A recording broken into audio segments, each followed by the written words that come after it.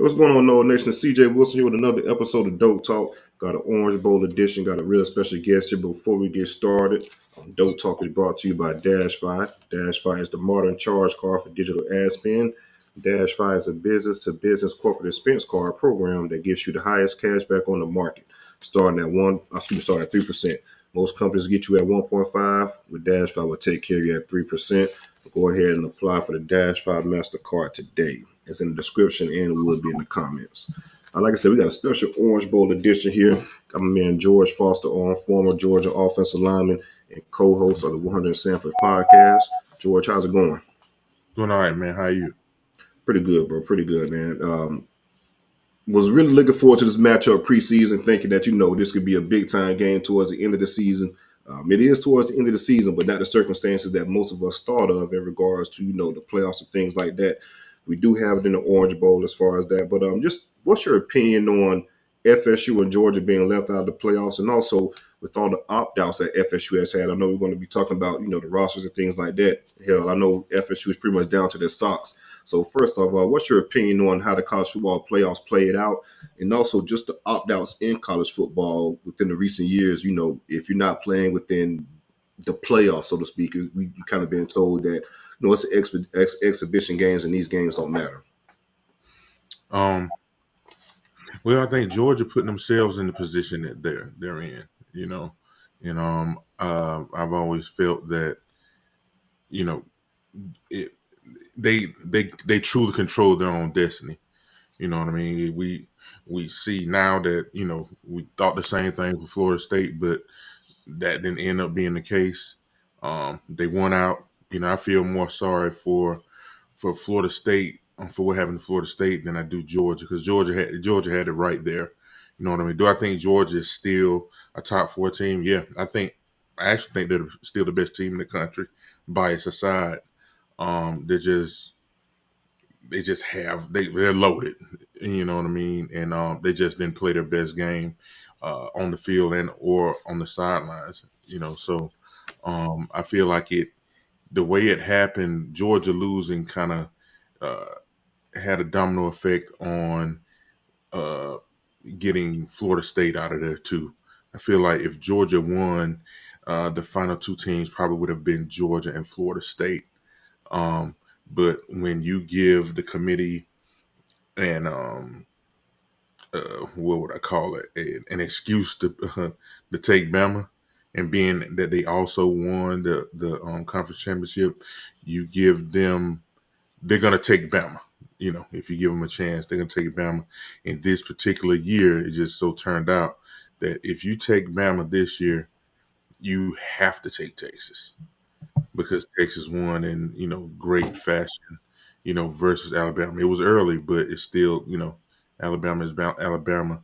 When you beat that brand, it says something. So with the opt-outs, I have to step back and put myself in these kids' shoes. I've been in their shoes before, but there was no playoff win.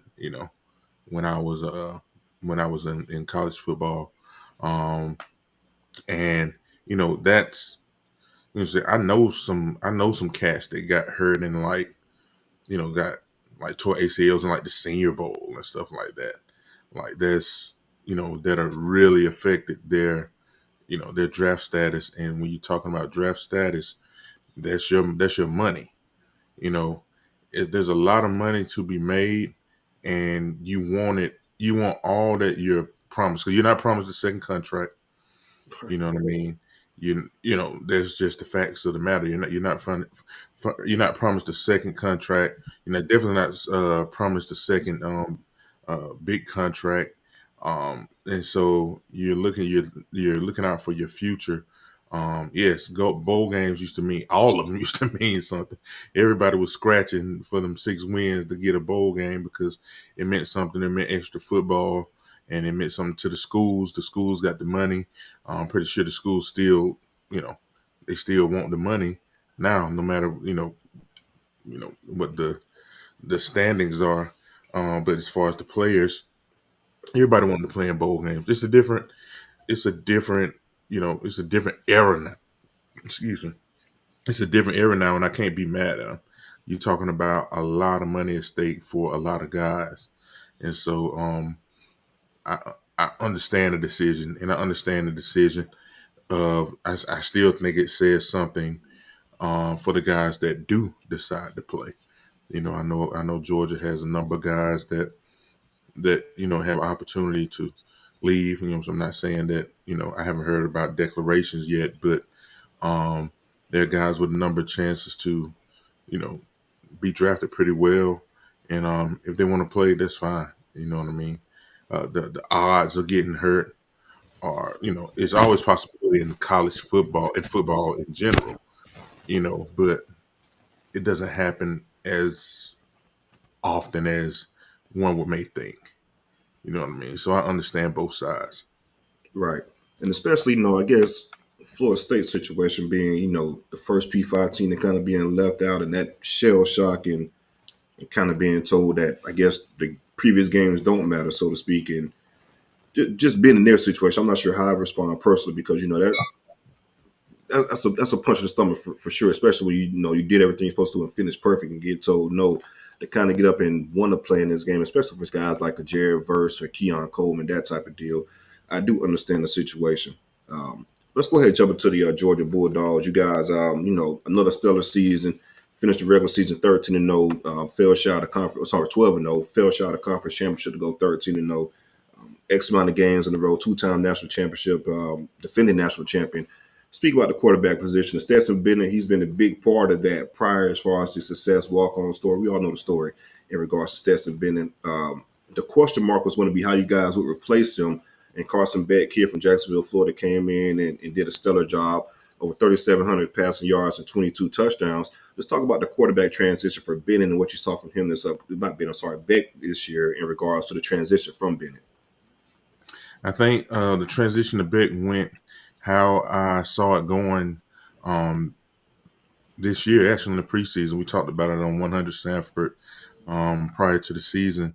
I felt like Beck would. I felt like Beck would do pretty good this year, man. There was a small sample size, but like previously before him taking over. But I have a background as a scout, and sometimes your sample size is not going to be that big, and you're still in charge of coming up with your evaluations. You can't take the GM say, you can't take a report to the GM and say, hey, then he didn't have much tape. If he has something, you can at least get down some traits. And what I like from the small sample size of Beck, prior to him taking over was I felt like he was an accurate quarterback. I liked his arm, had some zip on the ball. He wasn't, you don't look at him as the athlete that Stetson was, but at the same time, he can take off, and he's not slow. You know, we looking for. It's a game of first downs, and he can get first downs easily. With his legs. So I thought he would do well. I also talked about him playing himself into uh, contention for being drafted fairly high, and all that came to fruition. I'm just glad that he did decide to hang around because going it's different between there's a difference between going from Stetson Bennett to a third year guy than going from Stetson Bennett to a new guy that hadn't been there, or a freshman, or whatever we would have been relegated to had Beck chosen to go to the NFL. So it turned out how I thought it would.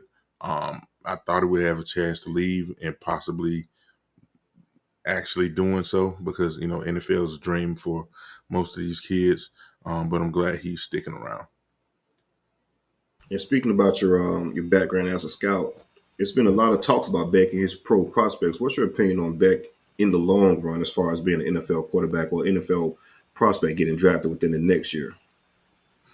Just looking at how the game has evolved and what's asked of quarterbacks, um, I think he can fit in anywhere. You know what I mean? He has the stature, he has the arm, he has the accuracy. He was very accurate this year. Um, And that's the number one thing you want from your quarterback: accuracy. You can't teach it. Every blue moon you can develop it, but you want a guy with natural accuracy, and he did a great job of that this year. I see him being. There's a lot of coveted quarterbacks this year, so I imagine that played into him sticking around for next year's draft, and so he should probably go up, you know, as far as his rankings, so to speak, um, for next season's draft. So I think he's gonna do. I think he's gonna do well. I wouldn't. I pride myself in doing the process right, so I don't have all the tape, all the views, and all of that stuff. So I wouldn't make a concrete evaluation and give my you know super stamp on it, without having looked at everything. But from the eye test, from watching on TV, and going to a few of the games this past season, I think he's gonna be, I think he's gonna be drafted pretty well, and has a chance to be a pretty good player. Speak about the running game, including the offensive line. It's been a running back by committee this year with the Georgia Bulldogs, with running back Deshaun Edwards and Kendall Milton, and of course offensive line recruitment. Your offensive lineman, just the recruitment of the trenches in general has been pretty amazing for Georgia. Kirby Smart has made an emphasis on offense and defensive line. You have Marius Mims, a couple other guys. I think it was reports that Mims may not be playing, but just speak about the running attack with the offensive line and the combination of these two running backs. We had a lot of injuries to start the season, so I commend those guys for especially the two seniors for working their way back into the lineup, and to give us some good solid running back play, especially Dijon. And then the last two seasons, including this one, Milton had came on strong and was running the ball really, really good. He showed some lateral quickness, some burst through the hole. They had a few long runs and still remained hard to tackle, especially up high. I commend those guys for coming back, because it was looking bleak for a while. We lost who we thought was probably going to be the workhorse with Branson Robinson. And we lost him before the season started, and behind the top three guys is two freshman guys. Being one, Paul, who was coming off an ACL himself. So he wasn't back to 100% yet, and so those guys end up doing a good job. We even had some contributions from Cash. I think Cash last name is Jones, I think, but Cash came in and did well, and as well as those youngsters. Um, but I was pleased with the running back play this year. DeJohn came on very strong. He's a smaller back, very hard to tackle. Always ran hard. Um, uh, Yards after contact was his thing. Patience, really good vision. I like how he ran the ball. But like I said, it was great to get those guys back, and great to see Milton come on like he did. And those guys wanted to finish their last season as a dog, you know, helping the team out and possibly winning another national championship. So I was proud of that. And the offensive line, they ended up gelling as well. We didn't have the same lineup a lot. Mims, he's a top 15 pick. He missed a lot of time with the tightrope surgery. Um, and Brock Bowers, who's also came on to be a really good blocker. Not in the mold of Washington from the previous years, but he still was a big part of the run game.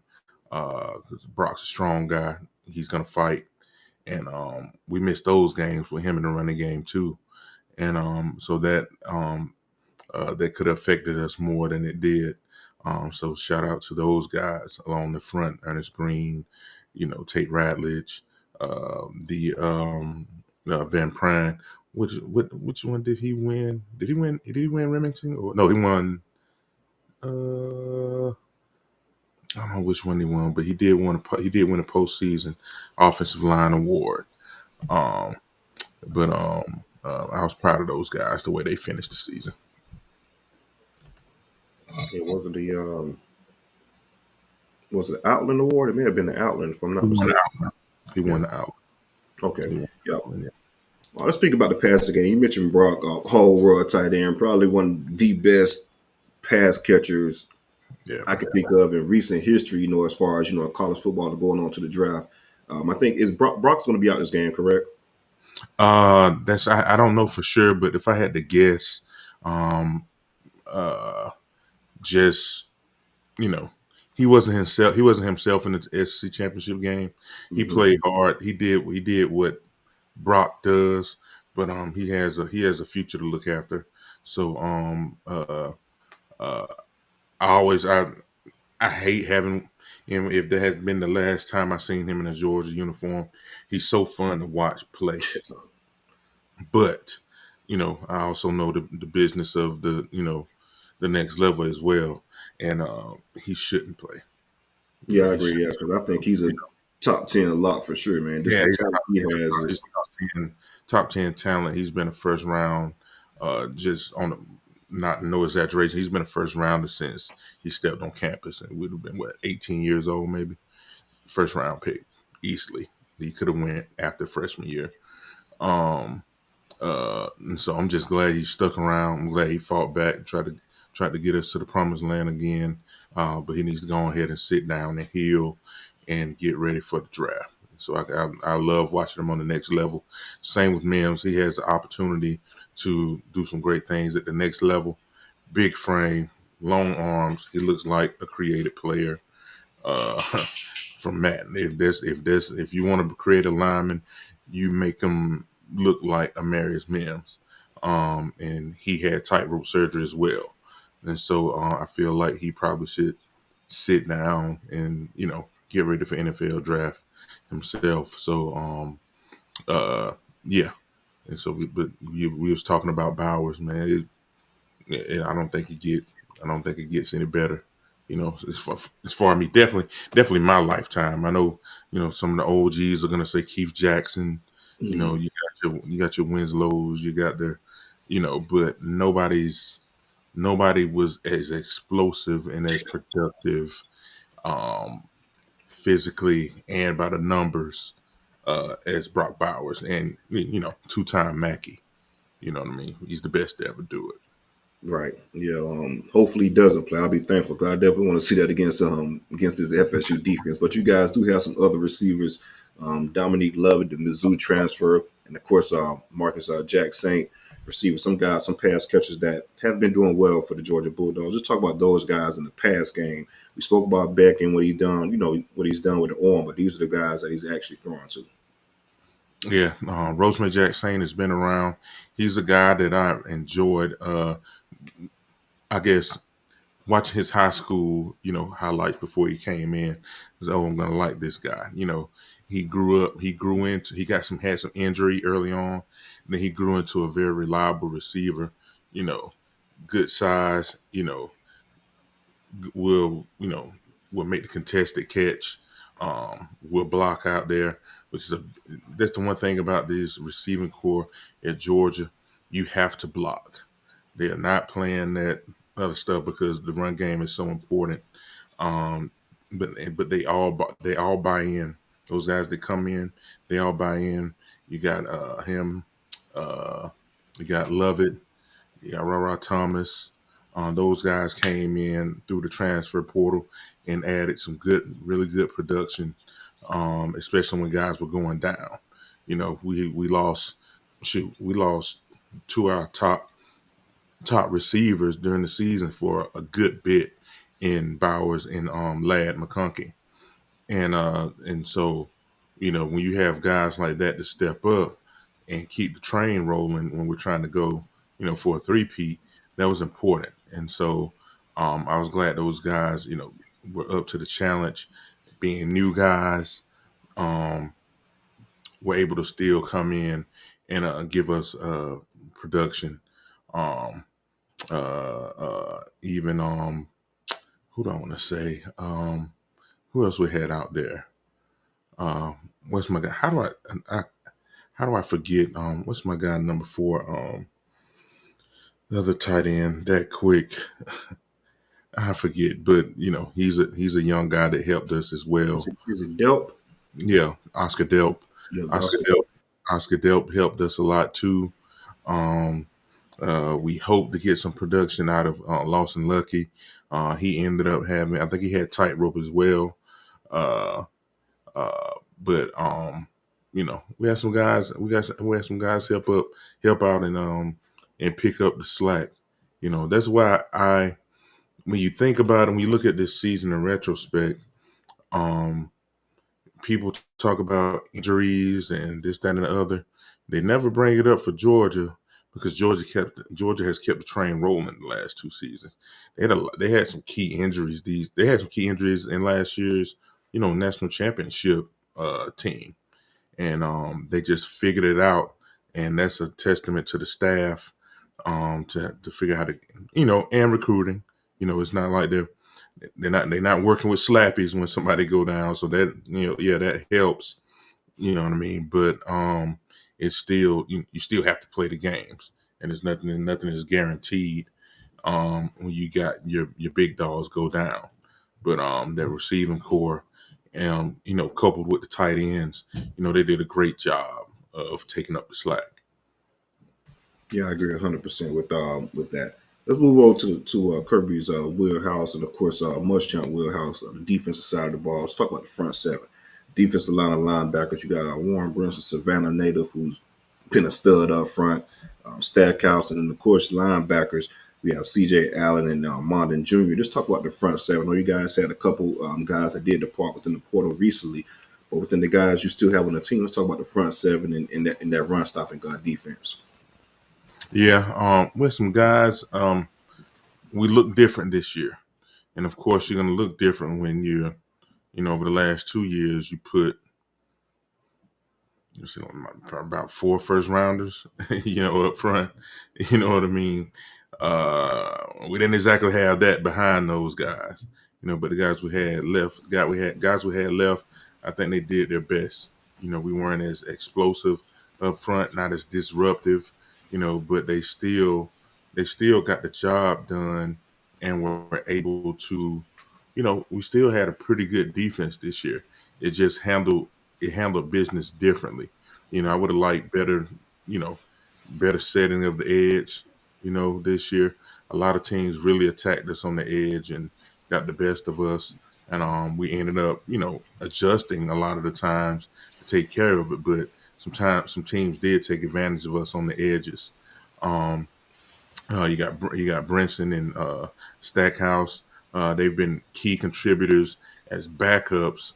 Over the years. This year they had to start, and I think they did a solid job. Probably could have been better, but they. I'm not sure. I think Brinson might have some time left.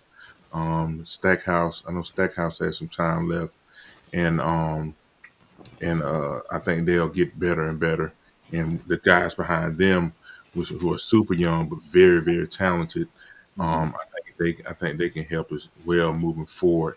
It's to my knowledge, from what I've heard, is that it's a very complex. It's a lot to learn on that side of the ball at Georgia.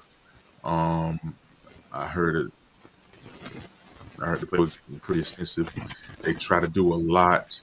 Um, they try to do a lot stopping the run with as the least amount of people as possible. Right. So that means everybody has to do their job and be in the right place at all times because you're not committing all those people to the box. Hmm. I mean, they want to stop the run and they want to rush to 4. We want to cover, we want to cover with with 7 out there. In today's game, this passing game, Yeah. you want as many people back there covering as possible. And when you have that many people covering, it's hard to throw the ball. Very, very hard to throw the ball. And so those guys, I think those guys did a good job of allowing us to play. The front 7 did a good job allowing us to play with that many guys covering this year. We didn't give up a whole lot of uh, uh, pass yards. Definitely didn't give up a whole lot of explosive plays, and that comes from the guys up front having to do their job. And like I said, the only thing I wish would have been better is our edges. Yeah, you bring up a good point in regards to being having 7 in the secondary, be able to cover a lot more. So speaking of the secondary, let's talk about those guys a little bit. You got what's Tyke Smith. I like this kid a lot. Laster, he's a big time player, and of course Javon Bullock. Let's talk about the secondary. I think Muschamp is doing a really with the defense overall is doing a really good job. I'm really impressed with the secondary and how those guys have played this year. The secondary has a lot of pride, a lot of swagger, a lot of experience. Um, those guys were, those are young guys. Just the last year or two, the last two national championships. One of them was Tyke couldn't play in. I believe he got hurt early. Uh, those guys, they've come into their own. And then you got uh, you got 3 safeties that are NFL safeties. They're gonna play on Sundays, soon. Hopefully not too soon, for a couple of them. But if you got Lassiter and Bullet with a chance to go, and then also Tyke with a chance to go should they decide. I'll never be mad at somebody going to uh, to start their career and you know off on a good foot and make the type of money that these guys can make on the next level. But hopefully they stick around. But it starts with the safeties. It starts with the safeties. You know, um, uh, they play the run, they cover. You know, you got the star position, which is key. Which Taki has been playing. Mm-hmm. You got now Lassiter. Um, he has come on really well. He was one of the best.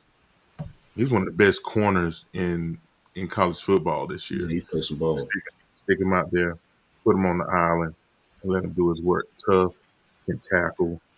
Uh, uh, he brought some swagger to that group. Um, the other side, is one of those things where we had a young guy, first year guy in Everett, got Mm-hmm. picked on some. But I look at him uh, uh, as a Tyson Campbell type guy. Mm-hmm. Tyson was a big physical corner that could run, that Mm-hmm. couldn't quite play the ball They for. had to learn the game a little bit as far as the technique of being a defensive back. Yeah, he had ball skills weren't quite there. He was always there, but couldn't quite play the ball, and it just took some time. And now he's one of the top corners in the NFL. It's just development is different for every player. You know, and so you got him, you got Everett over there, and then you had Julian Humphrey come on and play some good ball, starting with the Mizzou game with Luther Burden and those guys over there that they had, and he's coming on strong. So hopefully he sticks around and wants to play for the Dogs as well. Um, I'm never concerned about. And then uh, you got uh, uh, you got my guy Malachi Starks. Yeah, stars. I think he's the best safety in football. He'll probably be the first safety taken whenever, probably after next year. Selfish of me, I don't. I want to watch him play for the next 2 years. Yeah, That's not. Captain Player. That's not going to happen. He is one of them ones. He's probably the best player in that secondary. Naturally, and just talking to you know, before last season, we had Champ Bailey, on the after the first game last year. Of course, where the youngster, the freshman, balled out, with Mm-hmm. interception. Should have had two versus Oregon. Um, uh, Talked to Champ Bailey, and Champ knew it from jump, like from high school. It was like He's one of the guys, son. he's one of those, you Yeah. know. And so I'm looking forward to at least we get the one more year from next year. But he's a he's one of those playmakers, generational guys back there in the secondary. And between him, Bullard, and Smith, they really did well. This year they kept us tight. And then Lassiter did his thing all year. We just need to solidify. Should we, who's Lassiter? We still got to solidify those guys for next year. But uh, they played some really good ball this year. I'm never concerned about, just considering Kirby and Yeah. Muschamp back there, man. They're gonna have that back end together. Yeah. They're gonna have that back end together. I trust those guys. Kirby had a slew of guys at Alabama that he sent to the NFL. Like they was a DB factory over there. And I think he's trying to do the same thing at Georgia. You know, and then bring on Muschamp too, who's has a history of being really good with the back end. Um, I'm uh, um, I'm I'm hopeful for that group always. Yeah, to have those two as a combination with your secondary is definitely a plus. Probably the best combination in college football. Let's go ahead and get to it. Give me a score prediction for this game. For this game, if I'm being honest, I don't know. You never know how they're gonna play this game. Mm-hmm. As far as like who they play, just say, you got the guys that are gonna play in this game that, you know, maybe Kirby takes it easy and not plays them, not put them in certain positions. Like play them a quarter. I have no idea, how they're going to play this game, personnel wise. But should, with what they do have, just and with the losses that Florida State has personnel wise leading up to the game, um, it's hard to say. I say just call it 38, 38 to 17 Georgia. Um, having third string quarterback out there is not. It's not. That's True not. freshman too, right? Yeah, that's not ideal. No, it's Quarterback. not. Quarterback is hard, man. Yeah, I It's hard. agree. And there's two things about quarterbacks. If you're a freshman, it's extra hard. I And agree. and if you're a freshman, that's him. I don't know if you play with Jordan Travis, but you play like go back. Like there's a reason you're likely gonna be a backup as a freshman, but take freshmen out of it. If you're a backup for a reason, whether it's because you're a freshman No, not right. Mm-hmm. or other reason. Backups always show you out of backups. Always, it never fails. That's just my observation as being a player and then a scout. Backups always show you out of backups, and Georgia is playing their, they should have their full defense. You know what I mean? I don't know if we have McConkey. I don't know how full strength we'll be on offense. And then with Mims out and with Bowers out, but I think they have some guys. You know, these young guys, they ain't got no choice. They Yeah, got to play in. They got to play in the game, and they gonna want to ball out. You know what I mean? Don't nobody want to go out there, you know, in half-ass it on national TV. right. So I think Georgia will play. I think Georgia will play a pretty good game, and it could get ugly if they wanted to.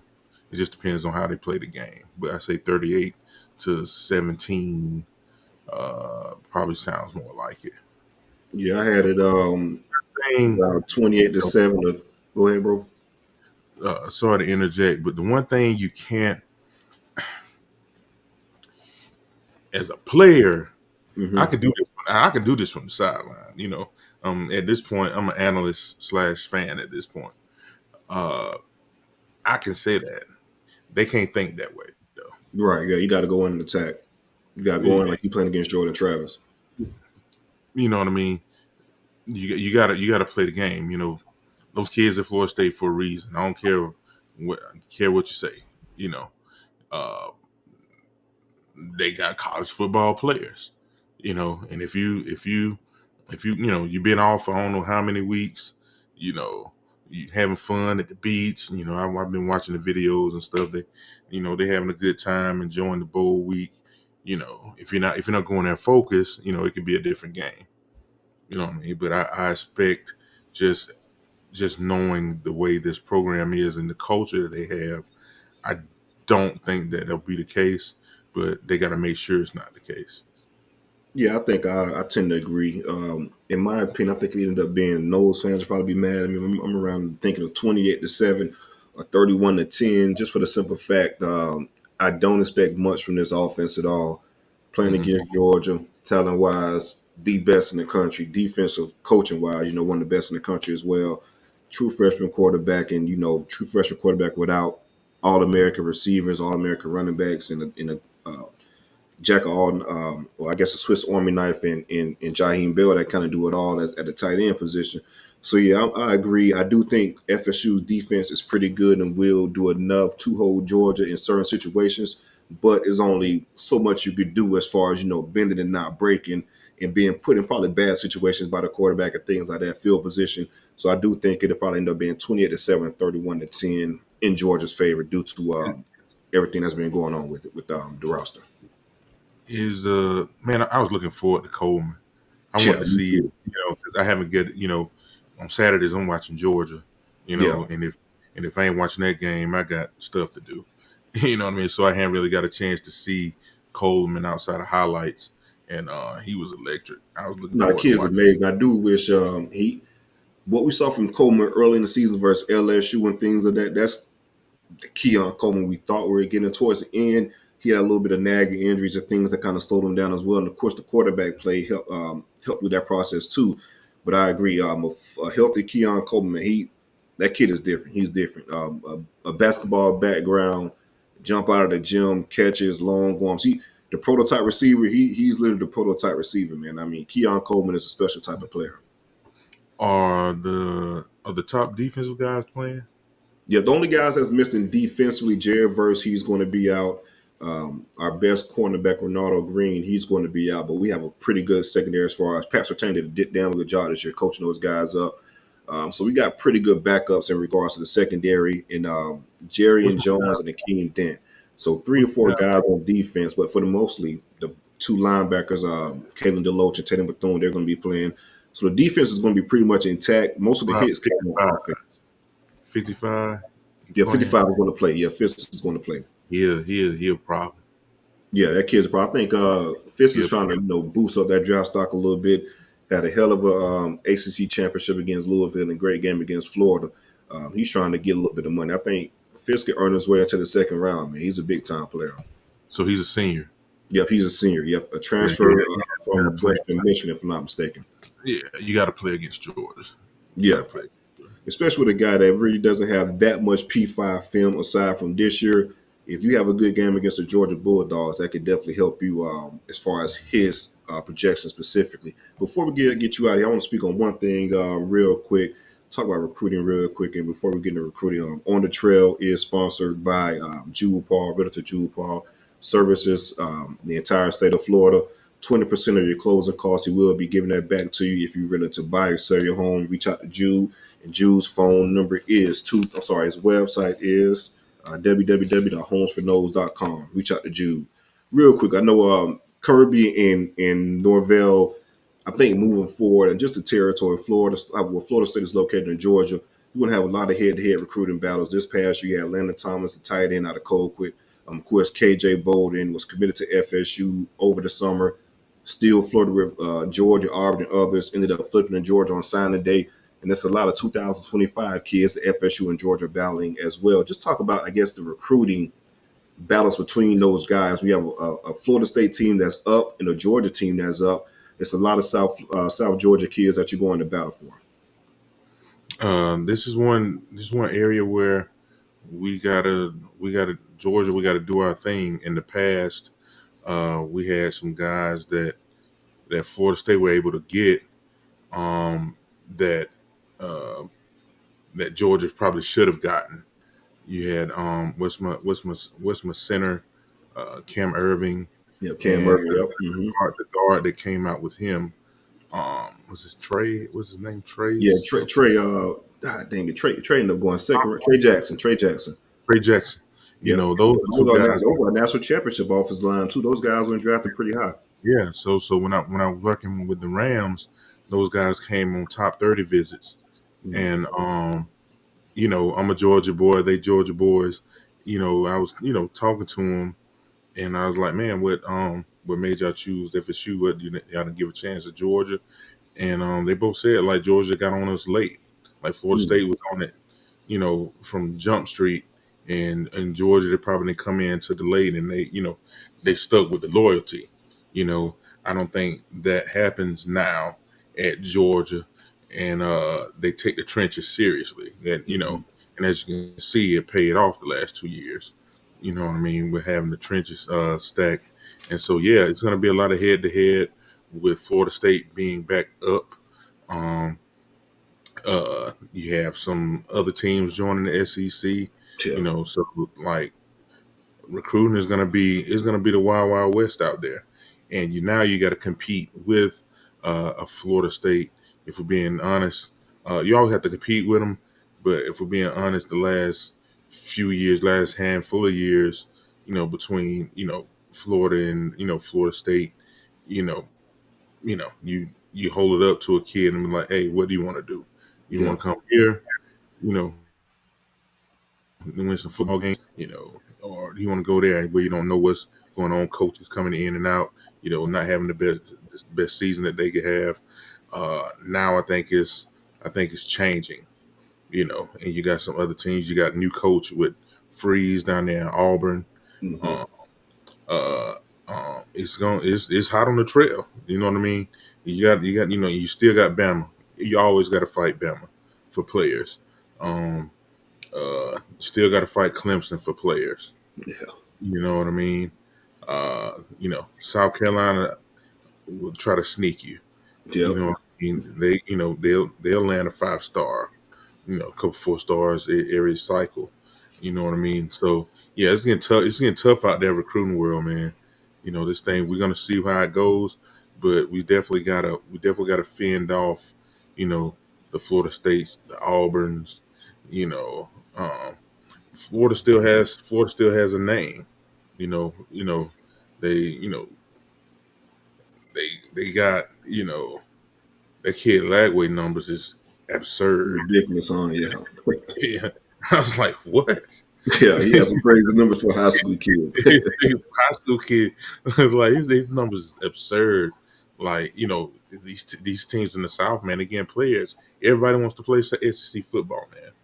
Mm-hmm.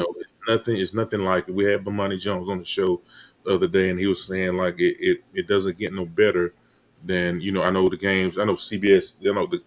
The prime time station has changed. Moving forward, I believe. I don't know if it's going to still be CBS or not, but he was talking about how just the product is just different now. Like those kids they're going to the games and they're seeing the games on TV. The game they experience now is a lot different than the game they experienced I went through. Like Yeah. with the LED lights and the real prime time, the Yeah. It's a lot of show, pageantry that goes with it. the show, Yeah. the show is different now. You know what I mean? And everybody in the SEC has the show now, so it's on. And then when you got NIL thrown Yeah. into the mix, it's gonna get crazy, man. Man, there ain't nothing like it, man. Ain't nothing like it. I played in the NFL. Ain't nothing like this. What's going, and then, what I'm saying, I still love the NFL. You know what I'm saying? It's ain't nothing like Sunday and the two good teams going after it, but the whole product is just different. It's just different. The SEC football, these kids want that. No, I You agree know, 100%. The showmanship, the pageantry, like I say, this the show, TV, whatever it may be, it's a different product. I will agree 100%. But George, we'll definitely go ahead and wrap this up. Let people know where they can follow you at. George Foster 72 on everything, man. And you can check us out every week on 100 Sanford Podcast. It's a Georgia-based sports show. A lot of football. We dabble and dabble into some of the other sports too as well in the off season. But check us out. We got me, you know, Lamar Lovelace, Mhm. Graham Coffee, um, Trey drop in when he feel like it, and we got a nice little thing over there, man. We keep it going. Probably got some news coming up soon, but we'll keep you guys posted. But follow us at 100 Sanford, and follow us. Follow me at George Foster 72, and yeah, man, I keep it Georgia fun. fans, make sure you guys tap in, man. Those guys do a really good job, man. Real big fan of those three. Real great show, man. Real great product. George, I really appreciate you, bro. I wish it was on better circumstances. 'Cause like I said, this is something preseason that I really felt like it could have happened as far as a And I didn't playoff. see it. I didn't see it. You saw it. You talked about it. Mhm. When it got rolling, you would talk about it. And toward the end of it, I was like, oh, it might be a real thing. You know what I mean? But we didn't handle our business. So maybe next year, man. Yeah, man. Just what FSU was 10-3 last year, brought back a lot of the talent back, and then it was pretty aggressive in the transfer portal. And just looking at the schedule, I felt like if we got through the first four games, so we had LSU and Clemson on the road within those first four. If we got by those two teams, I felt like we had a really good shot to kind of run the table down the stretch, and that of course will happen. Just didn't play out how we hoped. But as far as just the timeline, I guess the schedule, so to speak, those first four with LSU and Clemson were the games I really had highlighted. Of course, you got Miami and Florida as your rivalry games, but if you could get through those two, you should be okay. But great season nonetheless. Maybe moving forward, we could see this with the 12-team playoff. But again, George, it's been a pleasure. Make sure you guys like this video and subscribe to the channel. All right, man. Glad you had me. Yes, sir. Appreciate you, bro.